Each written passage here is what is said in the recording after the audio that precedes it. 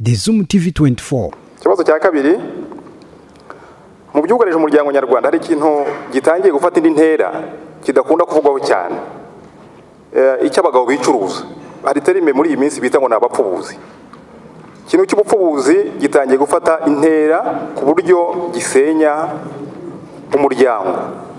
Aho usanga hari ingo zisenyuka zagiye muri icyo kintu, abagore bashobora kujya muri ibyo byo kwipfubuza, ariko muraseka ariko ni ikibazo gikomeye kuko gitangiye gufata intera, ntabwo byahoze ariko bitangiye kuza. Cyo turagitekerezaho gute kugira ngo turebe uburyo iki kintu twagihagarika kigacika burundu, kuko kiragaragara ko kizasenya umuryango minsi iri imbere.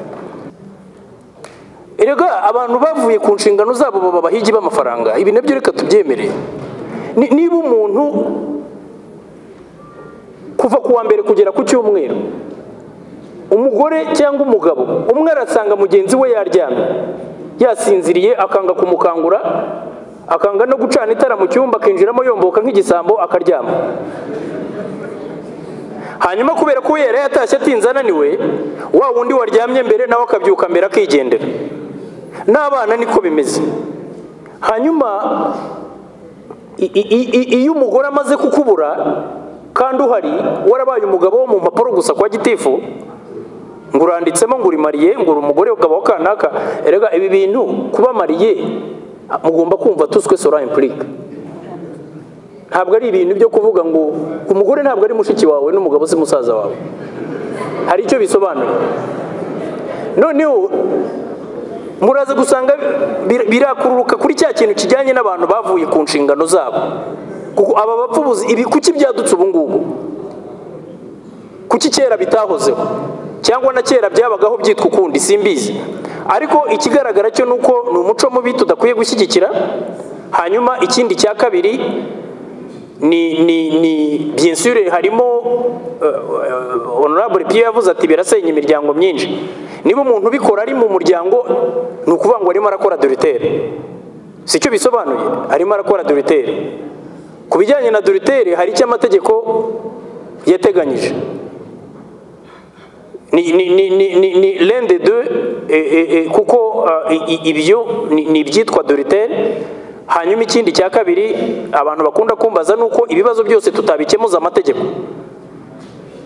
Hari ibibazo bikeneye gusubira mu muryango, abantu bakaganira ubukangurambaga, hanyuma noneho ibintu byose baravuga batabana baraterwa ndabatimuka z'amategeko. Minisita cyangwa aba bayobozi baraha n'abari abapolisi b'inyota bari hariya bose bagafata ibipankarite bakandika ngo twamaganya abantu batera abana. Njyewe iyo diru ntabwo uzayimbonamo.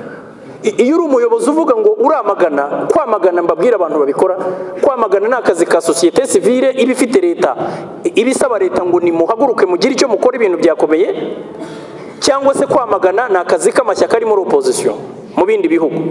Ariko iyo ufite pankarite ivuga ngo uramagana abantu batera abana inda, uri minister wa justice uba ukwiye kwemera ko akazi kakunaniye. Iyo uri umupolisi ukavuga ngo uramagana, ikintu dushobora guparticipamo ni awareness campaign, ni ubukangurambaga bwo kubabwira ngo hariho icyorezo giteye gutya, nimukirinde muri ubu buryo, dore ibyo amategeko ateganya, umuntu uzishora muri ibi bintu dore azagongana n'urukuta rw'amategeko. Ariko ntabwo nibaza ko kwamagana ari akazi ka minisita. Iyo wamagana si ubusaba nde ngo akemure icyo kibazo kandi kiri mu nshingano zawe. Jewe nuko mbyumva. Hanyuma icyo twe dushobora gukora ni ubukangurambaga, nta kindi. Hanyuma ibi ngibi rero mwavuze, ubwo ni ikibazo cya adultère, niko nacyita, kuko abantu benshi babikora baba bari mariye.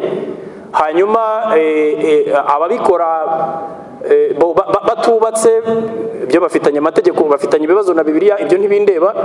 Ariko ikibazo kimwe kiraza kuvuga ngo adultère niyo yisanga ahangaha anje, ni ukuvuga ngo wowe aho ubimenyeye ukwiye kureba icyo amategeko ateganya, kuko ni breach, ni ukwica amasezerano y'ubushyingiranywe, kuko harimo obligation de fidélité.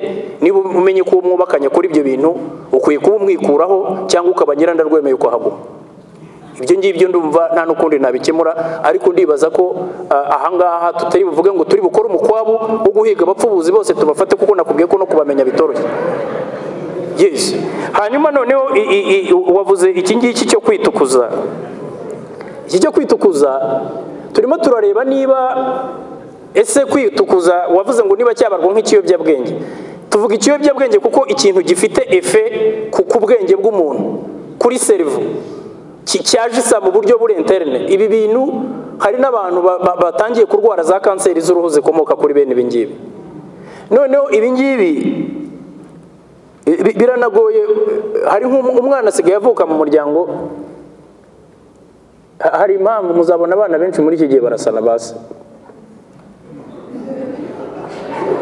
cyangwa umwana ntagira uwo basa, kuko umwana wagombye kuba yavutse asa na nyina arasanga nyina uko akwiye kuba asa ntuza biologically ntabwo akiri wa wundi, unamureba yarahindutse.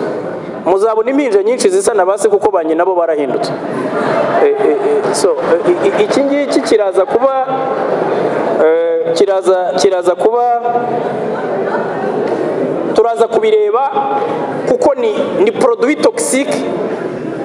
La composition chimique yabyo ifite ingaruka ku buzima bw'abantu. Nababwiye ko hari ibitera na kanseri. Ibi ngibi rero turajya muri Rwanda Standard Boards barajya babiturebera, hanyuma ni ibintu bifite ingaruka ku buzima bw'abantu. Kuba rero byakurikiranwa nk'ibyaha, ibi ngibi ni ukujya muri passive approach, tukareba no twakoresha amategeko dufite, twasanga ataduha igisubizo, tukazakora uburyo twahindura ibi bintu. Kuko hari n'ikibazo cy'ibi ngibi, muravuga ibi ngibi by'amavuta, hari n'ibindi birimo kuza aho dukora urutonde rw'ibiyobyabwenge, ugasanga umuntu ikintu cyitwaga bareteta umuntu agihinduye izina cyita yewe muntu. Yacyita yewe muntu, wafata wajya kureba ugasanga muri list ufite bareteta kandi ni the same product bahinduriye izina. Donc ni ukuvuga ngo nibyo mbabwira ko aya mategeko yanditse kuba exhaustive cyangwa se kugira ibintu bikwesha pa ntabwo ari akazi koroshye, ariko turahozaho umunsi ku wundi.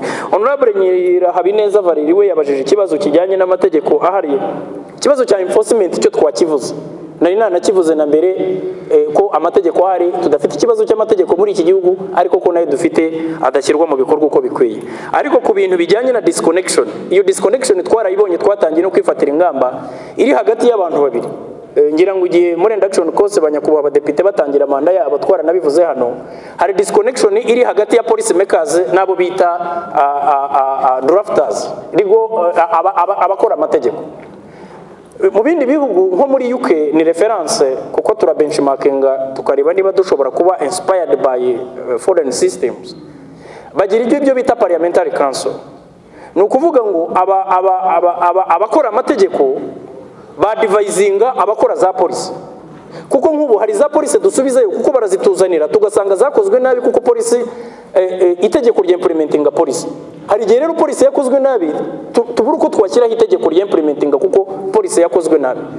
Cyangwa ugasanga umuntu wakoze polisi arusha ubwenge umuntu watanze terms of reference, kuko aba bantu muzana ngo nabakonsulita, hari igihe batuzanira polisi ikoze nabi cyangwa draft initially, kuko ubu drafting yacu iracyari decentralize. Ubu turimo turayicentralize ngo tugire uruganda rumwe rw'igihugu rukora amategeko, noneho ibindi bigo tujye dukorana kuri technical aspect bo bakore za police gusa, kandi nabo tubadvising kugira ngo tumaking sure ko police bakoze implementation yayo by law izashoboka. Donc ibyo ngibyo twatangiye kubyubaka, ariko ubu hari igihe batuzanira draft law cyangwa bakatuzanira police, twahamagara umuntu witwa aba banyamategeko dora 25 ml bose bakora mu bigo bya leta na za ministeri, akaza wamubaza uti ibi bintu mwashatse kuvuga iki, ati n'umukonsulita wabikoze yaratashye ndakanyago.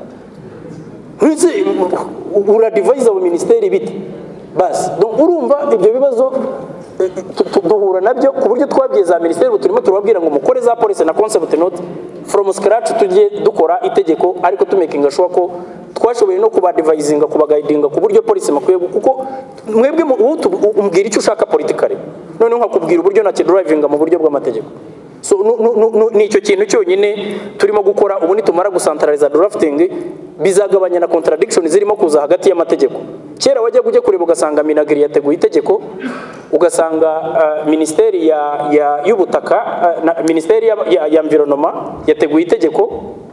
Twigeze kugira amategeko hano twarabivuze kenshi, ugasanga ufite itegeko rya environnement, ugasanga ufite itegeko rya expropriation pour cause d'utilité publique, ugasanga ufite itegeko ry'ubutaka, ugasanga umuntu yakoze itegeko ry'imyubakire akora n'irindi ryitwa ry'imiturire. None ukibaza niba uwo muntu nta kibazo afite we mu bwonko. Ugasanga umuntu yakoze itegeko ry'amashyamba ngo n'irindi ryitwa ry'ibidukikije, byose bakazana bakarunda muri iyi nzu. Ibyo bintu byose twagiye tubibona, nje najya muri record nkayabereka kuko ntabwo wambwira ko itegeko rya expropriation ritazagira impact ku itegeko ry'ubutaka, ntabwo bishoboka. Donc niyo mpamvu na za police turimo turazikora ku rwego rwa sector, kuko police ni ya guverinoma. Police igomba gukorwa ku rwego rwa sector ku buryo twavoiding izo contradiction zose, aho ministeri umwe agenda akajya nyuma y'irida agakora ibye n'undi agakora ibye, noneho byahurana bikagungana kandi byose byaratwaye resources z'igihugu. So ibyo bintu rero nibyo turimo kugerageza gukosora. Process twarayitangiye, donc ubu drafting kwandika amategeko bigiye kuba centralisé, bireke kuba decentralisé. So ngira ngo icyo ngicyo nicyo. Hanyuma rero ndumva bisubiza ikibazo cya honorable Nyirahabineza cyo kuvuga ati ni gute mukorana n'abakora za politique, ariko nge nkibaza yuko kubijyanye n'amategeko mwavuze in general, wenda ntimwari kujya muri case by case, ariko turi ready kwakira ibitekerezo by'amategeko mwaba mubona ko implementation yayo idashoboka. The Zoom TV 24 iyi niyo channel ya mbere ya YouTube mu kugeza amakuru adasanzwe y'imyidagaduro, amakuru ya politike, amakuru y'ubuzima, inkuru z'urukundo ndetse n'amabanga y'abakuze, urwenya na byenda gusetsa. Nawe utarakanda subscribe, kanda ko kamenyetso k'umutuku kanditseho subscribe kugira ngo uzajye ubona n'izindi video zitandukanye utasanga ahandi. Turabakunda.